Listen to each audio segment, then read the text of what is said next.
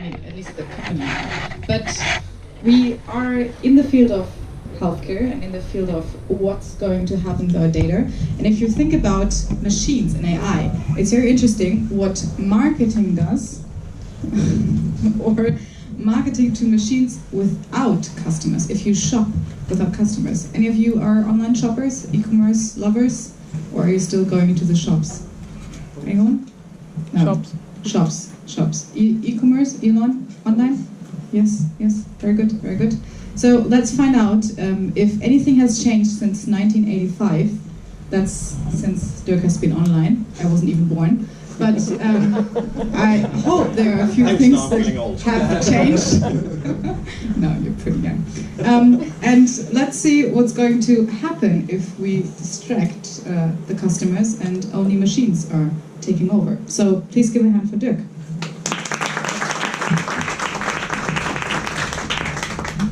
Well, yeah, thank you very much, and thanks for having me here. It's a great honor and great pleasure. And yes, as you said so nicely in the introduction, I've been online since 1985, and I want to take you back for a moment to that year, 1985. I don't know if anybody can remember what this is. This is a telephone, a landline telephone. It was attached to the wall via a cord, and we had one per household, and it could only be used by one person. So if my brother was on the phone, nobody else could have a phone call at that time. Impossible for today.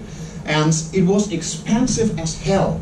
So we paid up to 32 cents per minute for a landline call that was farther than 200 kilometers inside Germany. And that happened a lot when I discovered that I could go online, which was eventually in 1985, with a thing called a Datenklo. Roughly translates into a data toilet. It's because of these thingies here who are taken off a sanitary installation. And this one had the amazing speed of roughly 300 baud, which roughly translates into 300 bits per second. So taking the 12 Hours Us homepage, which has a weight of 5.6 megabyte, in 1985 it would have taken 48.5 hours to load only the starting page, and it would have cost me 796 euros to load the homepage of 12 Hours Us. Today I'm sitting behind a line that is a cable line which has the amazing 1.6 million times speed than back in 1985. So this is what I talk about when I mean exponential technology development. And exponentially, Hemingway once stated it very nicely, how did you go bankrupt? Gradually, and then suddenly. And this is exactly what's happening, and we have a couple of exponential developings happening around us. And the first is the explosion of data. I'm not sure if you're aware that roughly 90% of all data that has ever been produced has been produced in the last 2 years alone. 90% last 2 years. That's exponential development. Computing power. We all know probably about Moore's law, that roughly every 18 months the computing power doubles while the price gets to half, right? This is of course coming to an end physically, but the next generation of computing power is already starting. It's quantum computing. And this will be another exponential development. It already is. We have come from 2 qubits for the first quantum computers to already 156 qubits in the most modern ones. And it's, again, developing exponentially. And then we have the development of algorithms, right? So we had several AI winters, and we have been talking about AI a lot today. But basically, with the newest developments in machine learning and deep learning and neural networks, this is another exponential development that's happening around us, and it's taking our future faster and faster out of our hands. Talking about that, let's have a look at the battle between man and machine, between humans and computers. Back in 2011, there was an outrageous cry because for the first time ever, an AI, a IBM Watson machine, won Jeopardy. And by far, not by a small amount, it really nimbled and minimized its human opponents. 5 years later, something that was deemed impossible happened. an AI called AlphaGo was able to defeat one of the best Go players in the world. And Go isn't so far a pretty special game because the number of possible positions on the Go board exceeds the number of atoms in the universe. And everybody was thinking, okay, you cannot have a machine trained to learn that because you need something that is called human intuition to win at Go. AlphaGo won 4-1 against Lee Sedol. And then 1 year later, another magically thing happened. Libratos went away with more than $3 million in prizes from a Las Vegas poker tournament. And poker has an element that is exclusively human, bluffing. The machine was lying to us, right? So this was another development where we have to say what machines do, they can do better than humans. And this has become a serious issue when we look at, for example, our job descriptions and our job situation. Cashiers have become obsolete already at Amazon Go stores.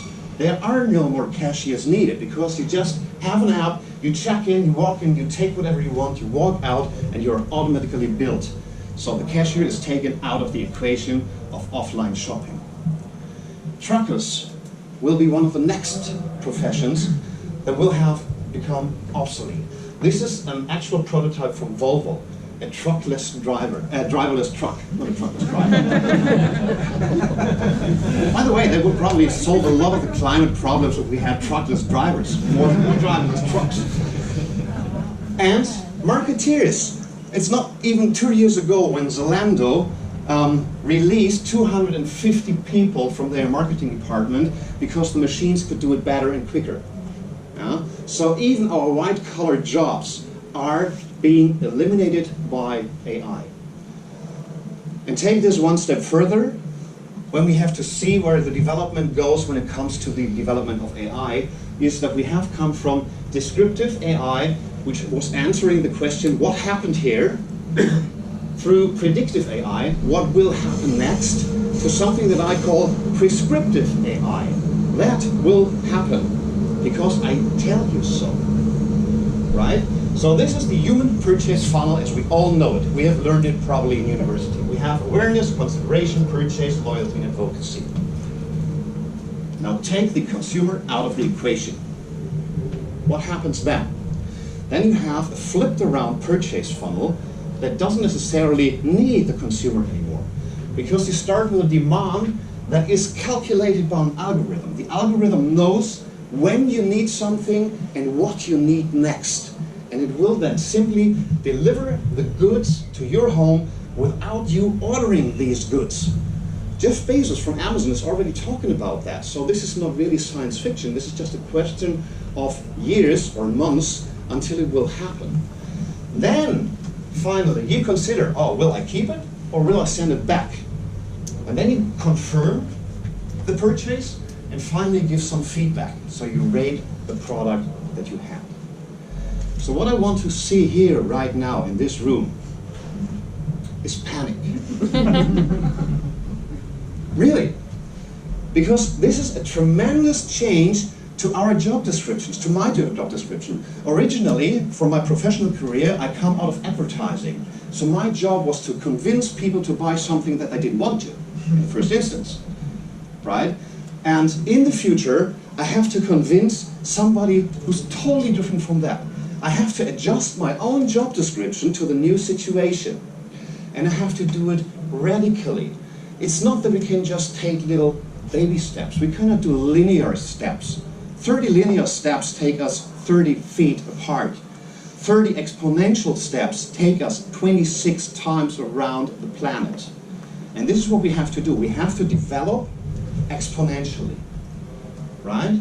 Because you don't build a light bulb by developing better candles. You really have to leapfrog the development, and you have to do jumps, not steps anymore. So what we have to do, what we have to learn as marketers, is marketing to machines. We're not addressing the human anymore exclusively, but we're addressing algorithms. We're partly doing this already. Look at search engine optimization. You're not optimizing for a human there. You're optimizing for an algorithm. Look at the optimization that you do to your product detail pages at Amazon. It's not only optimizing for the people in front of the computer, but it's optimizing for the Amazon algorithm that finally decides where you will be shown on place 1, place 2, place 3, or where you will not be found, right? It's still true, the best place to hide a dead body is page number 2 of search results. So, and we have to target new target groups, like smart assistants, like algorithms. And these are the things that we have to learn, the success factors of the future. First of all is the performance of your product. How many people keep your product after you have sent it to them? How many send it back? What's the conversion rate? What's the click-through rate? So it's all about the performance. That has a high influence on the algorithm and where your product will be shown and if it will be shown. Second is pricing. Pricing not as we thought about it before, when we thought, okay, let's make it cheaper so more people buy it, but let's make it more expensive because the algorithm favors that because the margin for the retailer is higher, right? So this is another form of new thinking that we have to apply when we want to understand the algorithm. And of course, then there's content. The content has to be machine readable, it has to be optimized for machines, and most probably it will be optimized by machines as well. And finally, there's feedback. Ratings and reviews will be one of the most valuable currencies of the future.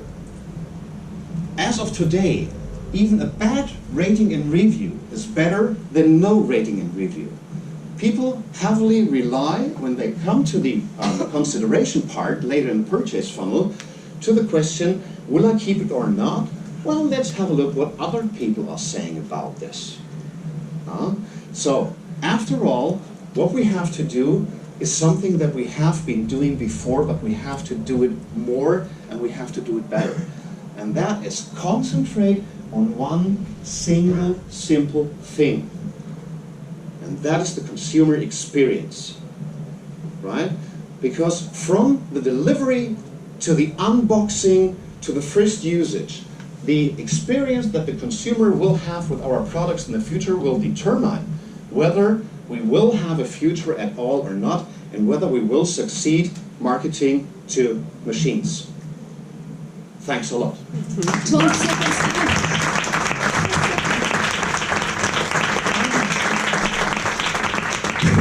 Any questions? We have 6 minutes.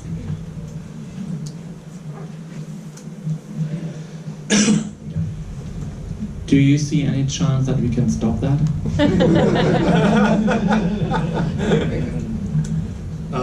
No. To be really crisp and sharp, no, I don't see a chance that we can stop that. We can only adapt to that, and we have to adapt to that. Because the overall development is already running, and Amazon is only the front run. There are a lot of competitors keeping up with that. Just look at the Chinese market, where you have these juggernauts like Alibaba, Tencent, and companies like that, who are gathering data of 1.4 billion consumers and optimizing their algorithms to that data. Yeah? And as soon as we have more data, we have better algorithms, and then the algorithms are better able to sell us what we want and what we need. So I don't see that we have any chance to prevent that from happening.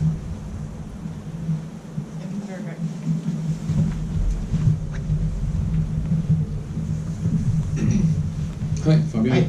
Thanks. Really interesting topic, I guess. And it's so my question is, all of these algorithms you talk about are owned by just a few huge platforms. So what is Amazon's? Let's say Amazon, because I think they're the most they're the most far ahead by now with Alexa and shopping and integration into the consumer purchase funnel. What is that? Why should they be interested in marketing Beiersdorf products at all? If they, you're not having contact with the consumer anymore. Yeah. Alexa is having that contact and it's delivering some kind of treatment for skin. Yeah. Why should they, what is the function of a brand at all in this kind of future that is AI as intermediaries between platforms and the customers, and you're just like somewhere out there, will you maybe just put it in a black box and Amazon is printing Amazon Basics skin treatment on it? Hopefully not. But excellent question, thanks for that.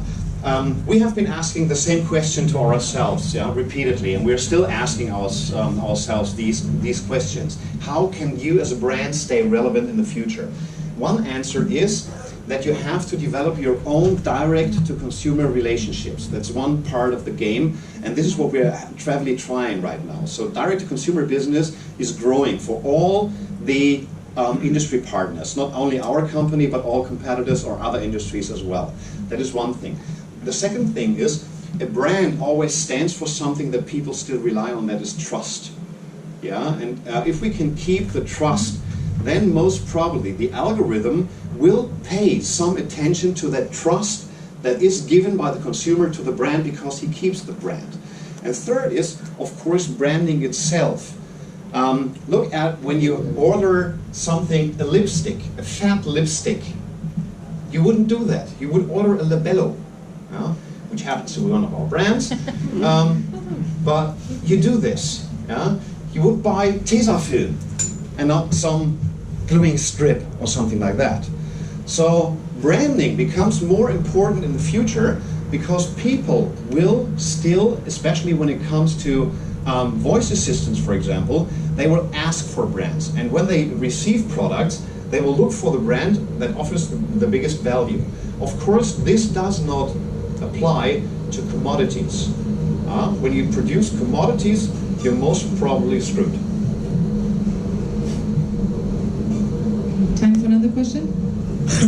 So you just said that you basically want to make the brand and the direct connection to the customer more relevant. Yeah. So are you then still marketing to an algorithm, or are you actually trying to circumvent marketing to an algorithm? Both. The second thing is, if I understood you correctly, so the brand itself should or will in the future or already be a part of or considered in the algorithm of those pages, I guess. How do you think, what would be relevant approaches or relevant data to be included in that? Okay, to answer the first question, of course we are going multiple routes. So we are on one hand trying to develop the one-on-one relationship